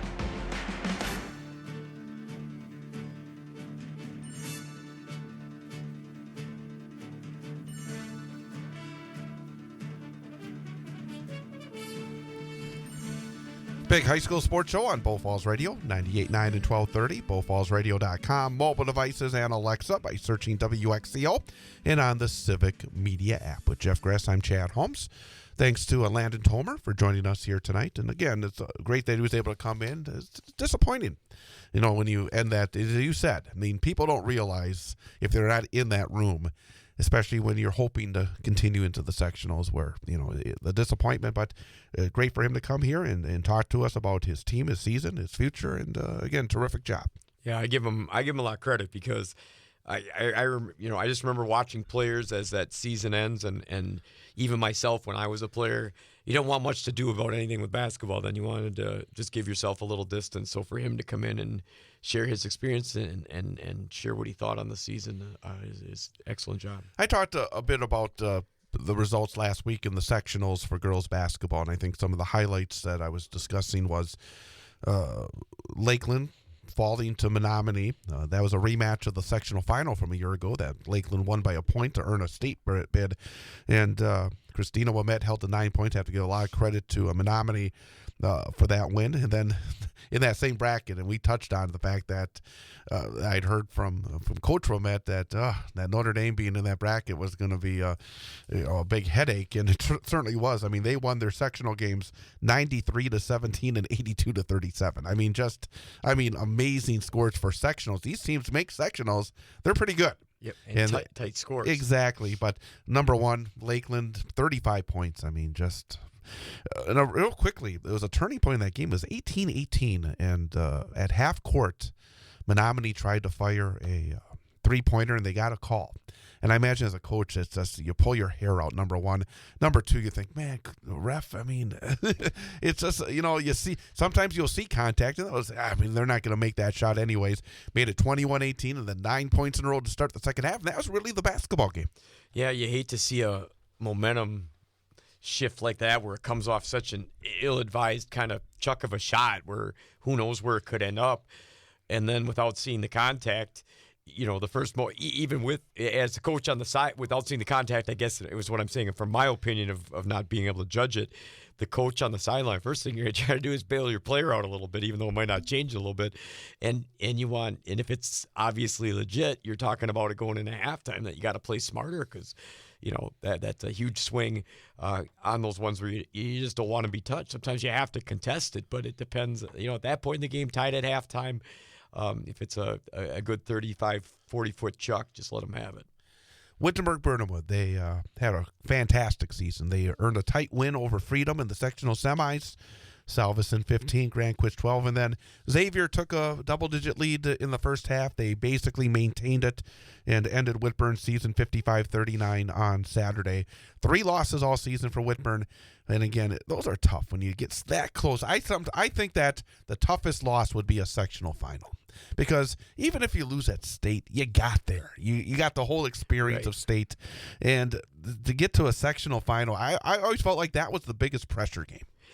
Yeah, it wasn't part of a lot, but the couple the one with you did the game at NEW Lutheran. We lost to Green Bay New Lutheran at Pulaski. In a very tight game. Yep, and I just remember being that close. Yeah. You look at the guys in the locker room and your coaching staff, and again, all that heart and emotion.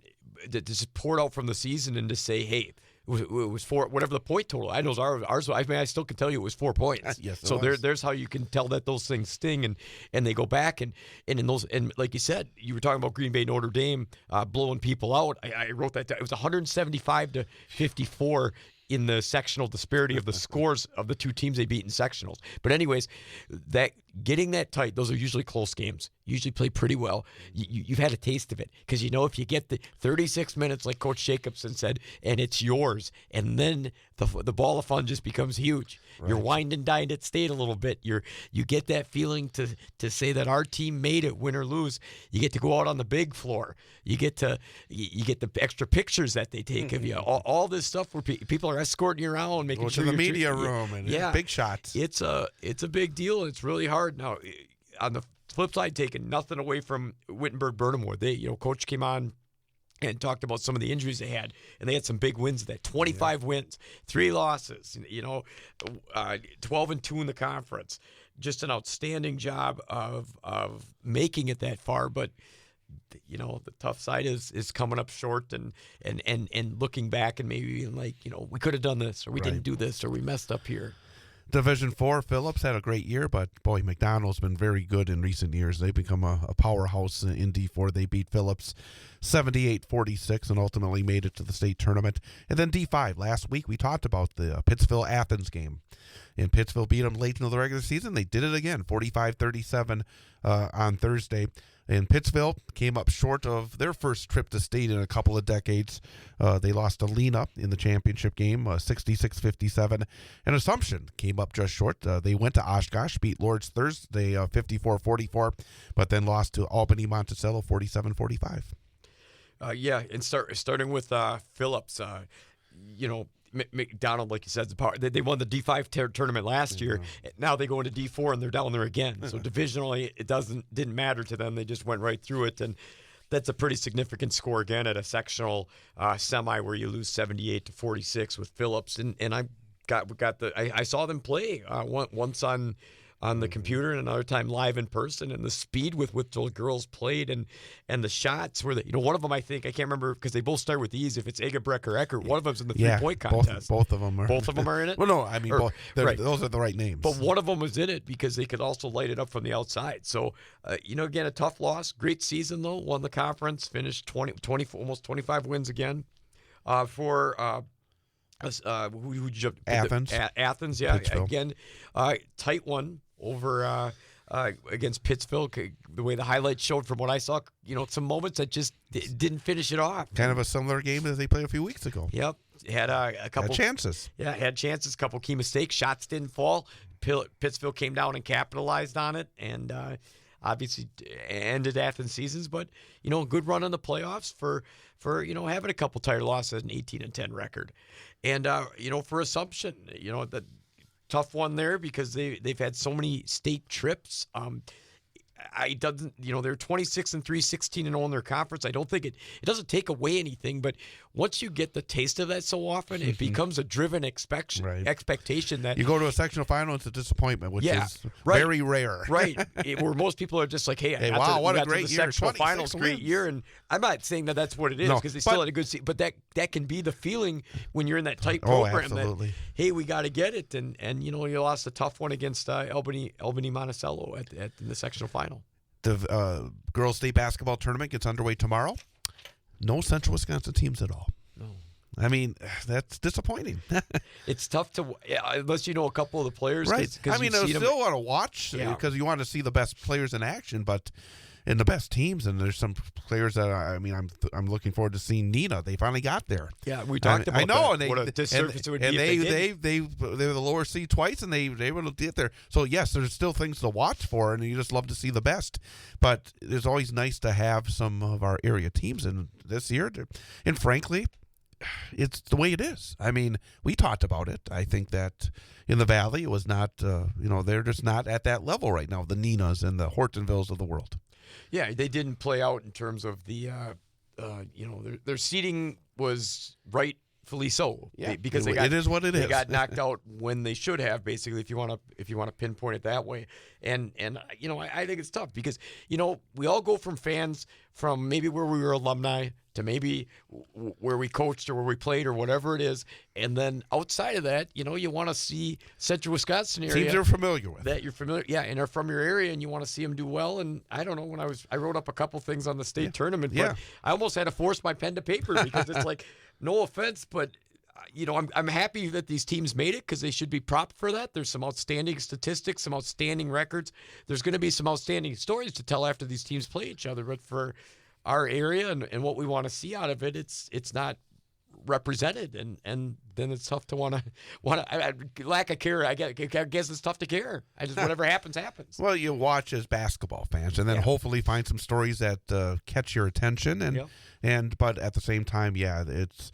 I think one of the things that the WI has always talked about is wanting to have representation from all areas. But now, without 8 teams from D1, you're going to have big holes. Yep. I mean, that's just the way it is. And I think that's obviously, I don't have any say in it. I don't know if you have any pull or more than I. I have no pull.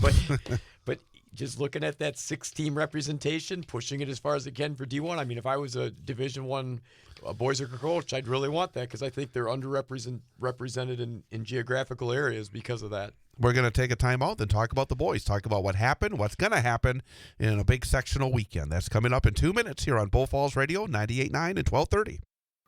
The Marathon High School boys basketball team is just 2 wins away from a trip to the state tournament. On Thursday, the Red Raiders take on Auberdale in a Division IV sectional semifinal. Hear all the action live on Bull Falls Radio, 98.9 and 1230. Online at bullfallsradio.com.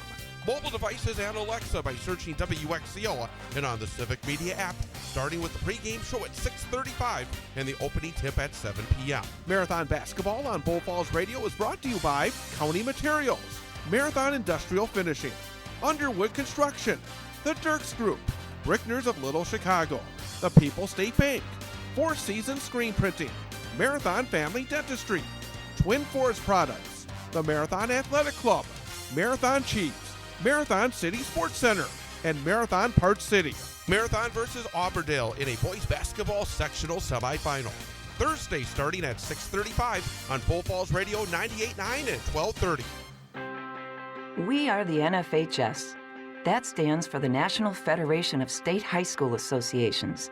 But really, what we stand for, together with the WIAA, are the 178,000 high school sports students in Wisconsin. And so we stand.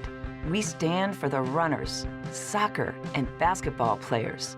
We stand for their coaches, administrators, and officials.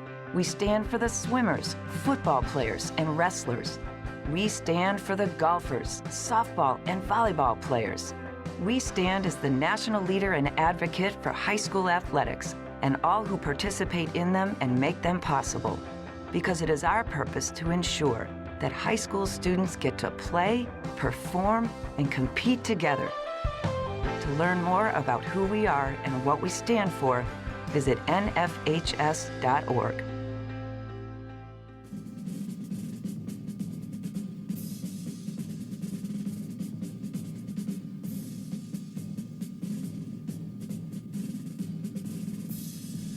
Big High School Sports Show on Bull Falls Radio, 98.9 and 1230. Boys, let's talk about it as what's happened and where we are. Let's start with Division I. We talked last week about the importance of getting these Wisconsin Valley Conference teams into the sectionals, and it happened. And frankly, we knew it was going to happen because DC Everest went to Hudson and won last Friday night. And we talked to Coach Drake late in the season, and he was confident that his team was playing their best basketball, and they were. They really played well coming down the stretch. They went to Hudson, won by double digits, and then went to Stevens Point and unfortunately fell to the Panthers 59-44. And then you still have Marshfield, who were impressive with a couple of double-digit wins as well. So you got Marshfield making it. You got Stevens Point making it. You got a potential of an all-Wisconsin Valley Conference sectional final. You got Marshfield and Kaukauna being played tomorrow night. Neenah and Stevens Point as well. I saw Wausau West. It was a rough night. There's really no way to sugarcoat it. Kaukauna had a 6'9" and 6'10" kids that were really good, and they were hitting shots all over the place. But I would guess generally a positive weekend last week for the WVC. Yeah, and then we'll talk Division II in a moment. That's what I was just going to say. I was going to say staying in Division I. Yeah, staying. So I wouldn't make you worry. because I do goof on that sometimes. Okay, staying in Division I, I think it showcased that the Valley is what it is, and they got the right seeding out of it, and then they proved it and backed it. Because, you know, in the past, we've sometimes seen teams get seeded a little higher, and then they get beat by some of those other teams. So this was all double digits. Yeah, this was a nice stretch. The Marshfield getting into the sectionals with the Kimberly and the Kimberly win and the Chippewa Falls win, and then for Spash, you know, they beat Holman early on, and then getting DC Everest. I think who they beat in the regular season, which is fair. I think that's good for them at 1 and Spash is 2, right? Just checking. Yep, 1 and 2 to make sure that they continue that. And I think for Everest, it was a big deal that at the 10 seed they went over to Hudson, got the double-digit lead and win, and that was a nice finish in that game. Obviously, running into a little bit tougher team. I think Marshfield's gonna have their hands full though with Kaukauna. That is the size. That is. I mean, they got. That's what I was going to ask. Yeah. Go ahead. I was going to ask you, what do you think of that matchup? I think that if Marshfield wins, they're gonna have to earn it because I mean, Kaukauna is really, really good. And for Stevens Point, I mean, Neenah again. After what we've all seen over the last few years, you almost still have to see it, don't you? Yeah. Even with you see 1 and 2, it's like you get nervous about it. At least, you know. Yeah, well, it's just when they're coming out of that Fox Valley, those teams are battle-driven, competitive, and it's not necessarily where they're finishing their conference, and they don't seem to care a lot about what the seed was. So I don't think anything's it's not a gimme. We know that for sure. And like you said, you've seen Kaukauna, so you know what Marshfield's getting their hands full into. Not that they both Marshfield and Spash can't win, right? No. And get that sectional final together, which would be cool. But I think up until this point, they've held some of those seeds and got a level farther than we've seen them in past. Yeah, and it would not shock me if it's Marshfield and Stevens Point for a trip to state, and that would be terrific. I mean, that would be just fantastic for the WVC. We've been waiting for this, and we've been talking. And you're right. You've been talking about it. The coaches have been talking about it, that this has been a major step forward for the Wisconsin Valley Conference this year. So really exciting stuff tomorrow night for both Stevens Point and Marshfield. And also very exciting stuff for Wausau East. And I'll say this much. It was not easy for East last weekend. They were down by 4 against Merrill on Friday night. Merrill, nice start because they had struggled quite a bit this season in the WVC. They got the win, as we talked about last week, in their first playoff game against Ashland. Then the Blue Jays went to East and had a 4-point lead at halftime. But in the end, East was able to pull out a 60-52 win. And then on Saturday night, they had their backs against the wall. You talk about seeing your season flash before your eyes. They were down, 6 or 8 points late in the second half. They were able to rally, pull it out in overtime over Rice Lake 55-53. So that means that Wausau East will be facing River Falls tomorrow night at Eau Claire North High School. River Falls had a couple of good wins. They defeated Menominee and then New Richmond in a 2-versus-3 game. They beat New Richmond 77-50. And, of course, we talked a lot about Mosinee in the bottom half of that bracket. Mosinee had defeated Seymour 70-46 on Friday and then fell to Fox Valley Lutheran 76-61.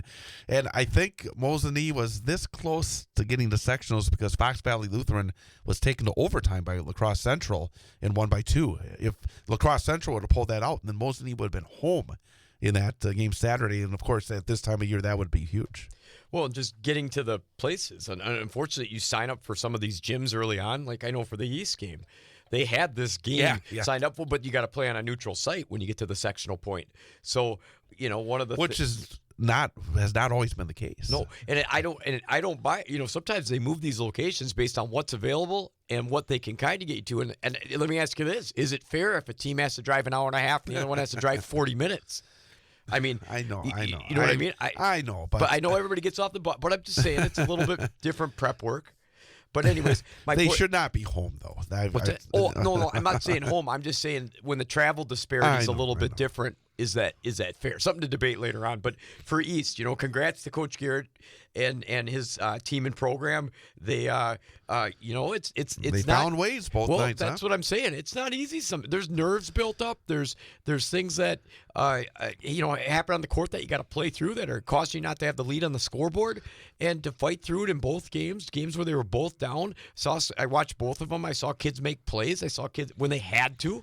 That's a big deal. What was the difference for East in those games? What got them over the hump? One of those, some stingy defense both times. I thought, a couple of key steals at the end, made the Nebgezik steal at the end of the second game against Rice Lake was big. Well, the numbers show defensive improvement. We were not used to seeing East give up 52 and 53 points in a game. Those are good defensive numbers back to back. Yeah, no, I think if you can hold teams to a certain level on that side of the ball, that's going to be a big deal. And sometimes, whether the offense is flowing or not, you just do enough to get by. But I think what I like, East played exceptionally hard. And I'm not saying they didn't all season because they did, but they played exceptionally hard in those games. You could tell how bad they wanted it. You could tell how bad they relished this journey. They're doing it in front of their home court, which you could hear the noise in the gym as they ran off. So I thought big deal, and it'll be a fun one against River Falls. So are they gonna beat River Falls? Are you going to the game? I have my son has practice. If you're asking me word for word, so I'm gonna turn it on. I'm gonna be able to see it right at 7 when we get done with practice. So we won't be able to go, but I think, I think they are. I think they have. We've talked about River Falls streaming, by the way. Yeah, I'll find it. But my point being, and I'll have one in here on the marathon game for you. So, but with River Falls, I think just looking at competitive scores on things, I think East is played better against some of the similar foes that them and River Falls had, and I think East, has that balanced lineup where they're playing good defense as a group. They have enough offensive weapons. They have your guys that are your hustle players. Just that balanced lineup and their way in the start to gel, I think, brings for some exciting things. So I think they're going to win, and I hope they pull it out. And if they win on Thursday, they would play Saturday afternoon in Marshfield against either West Salem or Fox Valley Lutheran. Division 3, Wittenberg-Burnhamwood was really the only area team involved. They on Friday lost to Wapaka 75-57. So no other Central Wisconsin teams in Division 3. Division 4, we talked about last week the potential of that Merriwood Conference mini tournament, and it did come through. As Marathon, Stratford, Edgar, and Auburndale all won on Friday. Marathon's game against Colby was rather interesting because Marathon had a big lead, then Colby had a 16-0 run in the second half that got them right back in it, and Marathon was able to pull away 69-55. Stratford beat Washburn on Friday, so that set up a Marathon Stratford regional final on Saturday. Edgar just got past Iola Scandinavia Friday, 64-60. Auburndale rolled past Phillips 69-42. And then in the regional finals, Marathon was great. Boy, I did that game Saturday. Boy, they played outstanding basketball. It was, as he said, 36 minutes of really good basketball against a good Stratford team, and there was never a doubt, 68-41. And Auburndale was actually down at halftime to Edgar, but then beat them 62-46. I think that's going to put it all together. Yeah. Well, the difficult part in this, like we talked with Coach Jacobson, you got a bunch of 20-win teams or on the verge. Edgar had 19, so close enough. And, somebody's not going through. I mean, they've all had really good seasons. They've all battled each other in the conference. So that's the tough part about this bracket. If you had to peg it down, you got 1 and 2 from the conference there. So the numbers worked out well. It's a tale of two different teams. Marathon is just balanced in different ways because you got the true big guy down there. And who scored 43 against Auburndale a couple weeks ago. Yeah, and they've had Auburndale's number. Now you got the flip side of that, tougher to beat 3 teams or a team 3 times. And a rematch of a year ago. Yep. I mean, so much in this. And it's just, I think it's going to come down to who has a better shooting percentage at the end of the night. I think it's going to come down to that offensive side of the ball where who's able to convert more, and that's also going to be included in taking care of the ball better. The team that does that's going to be win, and they both know what they're up against. They both know what they got to do to win, and they're built a little differently. Where Auburndale has a couple of strong guards, some streaky guys on the outside that make the difference for their team, and Marathon just has a different balance that comes at you, and haven't seen a lot of teams keep that in check other than Mosinee. And for Marathon, I think the coach hit it on the head. If it's about them. If they play up to their capability, they're going to win the basketball game. They're a very talented team. Boy, the passing was good against Stratford. I mean, that's something that just jumps out. Such a well-coached team. If they play solid basketball, they should win. But Auburndale, they're that program that's just hard to kill. I mean, like you said, last year was the same way. Marathon went into the game as a favorite. I mean, that if Marathon played, and they did, they had a double-digit lead in the second half, and then Auburndale found a way. Again, I think Marathon would have loved to play Edgar rather than Auburndale. I just think Auburndale's they got, as the coach said, great coach in Weinfurter. They got good basketball guys. I just think they're a good IQ. Yeah. Yeah, they're just. Well, Auburndale's going to have, I think, a wrinkle or two that maybe they didn't show during the regular season as well. They're going to have to do something a little differently. Well, and here's the other thought. I had a coach one time in one of the first regional final I coached and tell me, okay, just go out there, have some fun. We were joking around before the game, and he said, it's all up to these guys now. We've kind of brought what we can, and they're going to run the asylum. And I didn't think much of it. I'm like, no, you're out there coaching. You're opening the guy. But he's right. They're going to shoot the ball. They're going to pass the ball. And the key decisions that they make throughout that basketball game, whoever does that better and eliminates a lot of their mistakes is going to be the team at the end of the night that's going to win that, and all on those players. And the other half of the bracket, the winner of that one will move on to play at DC Everest on Saturday night. Bondwell and Oconto. And, of course, Bondwell's had a great year in the CWC East. They earned a 1-point win over Valders on last Friday. So, again, a 1-8 game in that they by the skin of their teeth. And then the next night, they play the 4th seed and win 82-40. I mean, It's just amazing. Again, these are high school kids. Yeah. Sometimes they're going to come out and they're going to be great, and other nights you're going to see a 1-point game. You'll see a 42-point game. The 42-point game against a team theoretically much better. Right. I mean, it's just craziness. When I've seen Bondwell play just one time, and they look like they have some good moving parts in terms of their guard play, in terms of some of the size. They play hard. They're a physical team, aggressive. I'm hoping they win because I'd be interested to see how they match up against Marathon or Auburndale. And Oconto, a 6th seed. It's actually, the 2 and the 3 seeds both lost on Friday in that bracket, so turned into a lower seed matchup on Saturday. And then finally in D5, you got Almond Bancroft against Three Lakes. That bracket saw Newman lose at Pacelli last Friday, 71-55. So the championship crown has been lifted from the Newman Catholic Cardinals. Obviously different teams, but still, always nice to remind people that they won the championship a year ago, which is very, very special. And then Pacelli lost to Three Lakes in a tight one, 65-63. So Almond and Three Lakes, Reedsville and Lord's Academy. Rib Lake, number 1 seed, lost to Owen Withy by 2 points, 45-43 on Saturday. And so Owen Withy takes on Winter. So basically our area teams are by the wayside in D5. Yeah, and going back to Newman, looking to build something off that playoff win with the new group, because that was off the win at White Lake, going on the road, getting that W over a lower seeded team on the road. I think you look something to build off of. They had Pacelli, tough team. Pacelli, This was kind of, even with the injury, was still a team that people thought could do a little bit of stuff. One other team to mention before we run out of time is Columbus, because they are they're in the sectional semifinals. Konechny, you faced him a number of times in the playoffs. Well, and he's got them rolling again. They're the number 1 seed. Who do they face? They take on Royal, number 1 and number 2 tomorrow. Then the other side of the bracket, another 1 and 2, Potosi and Cashton. Yeah, and I think Columbus is always a team. The way they're never out of games. The way they can shoot that 3-point ball and the way they move it off, and they're scrappy defensively. Joe has them like that every year he plays. So yeah, other than some loss, some upset. Owen Withy was the 4 seed, beat Rib Lake, and it kind of ended some of the D5 teams in the area. Well, basically, I think on the boys' side, you're going to be looking at the Merriwood South teams and the Wisconsin Valley Conference teams this weekend. So. And I'm excited to see how Marshfield Point East all do with those higher seeds. And then you got the war with Marathon and Auburndale. So all some good things going on, and hopefully our area teams keep living another day and getting those W's. And don't forget, tomorrow night, Marathon and Auburndale live, 6:35 for the pregame, 7 o'clock for the opening tip right here on Bull Falls Radio, 98.9 and 1230. Well, we're going to be back. We'll have some state champions crowned on the girls' side, and hopefully some of our area teams still involved on the boys' side heading to state next week.